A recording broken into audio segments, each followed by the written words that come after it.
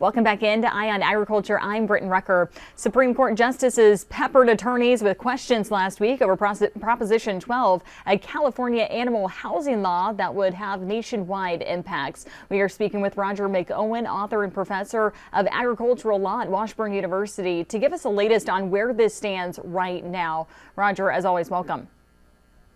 Good to be with you, Brityne. So, Roger, let's talk about some of the questions and discussions that happened last week over Prop 12.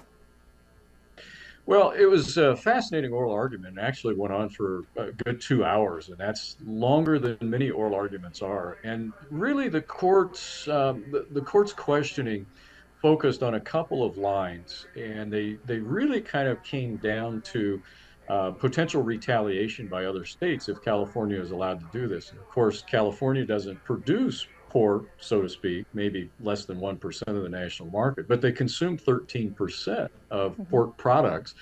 And the court's really concerned. Justice Sotomayor kicked off the discussion of potential retaliation.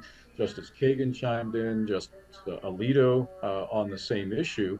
And one of the things that came up is that, well, what if a state such as Iowa says, we don't want your almonds unless they're hand harvested because we care about trees and we don't like the trees being shaken, which they're done. They're mechanically shaken. And then the discussion went on, well, what if another state does this? What if somebody picks on California with respect to grapes? We don't want to use your grapes in your grape products and so forth and so on.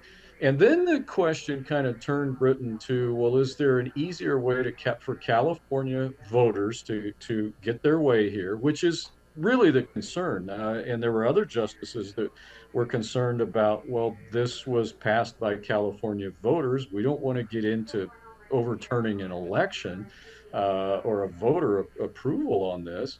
Is there a less obtrusive way for California to say, we don't want to eat pork products that are raised in a way that our morals don't approve of?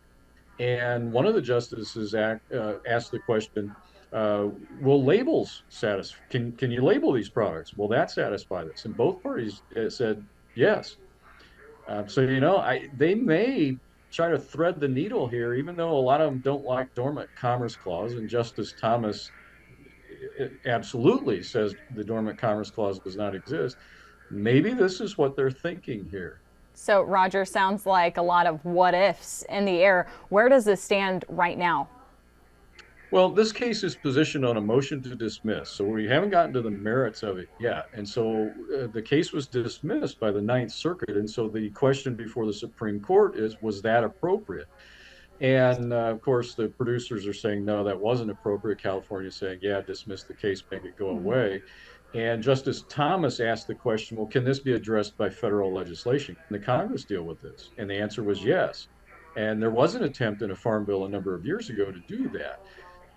So clearly, I think Thomas thinks that this is a congressional matter, and he would grant the motion to dismiss.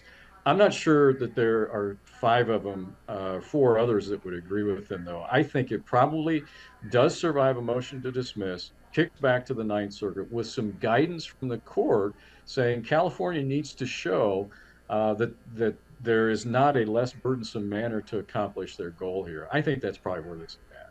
Roger, any quick final thoughts? Well, it's a big issue for agriculture. This is bigger than just pork. We could get into energy production, renewable energy standards, renewable portfolio standards. We could get into all types of different things that states do that have an impact on other states. So it's broader than just pork.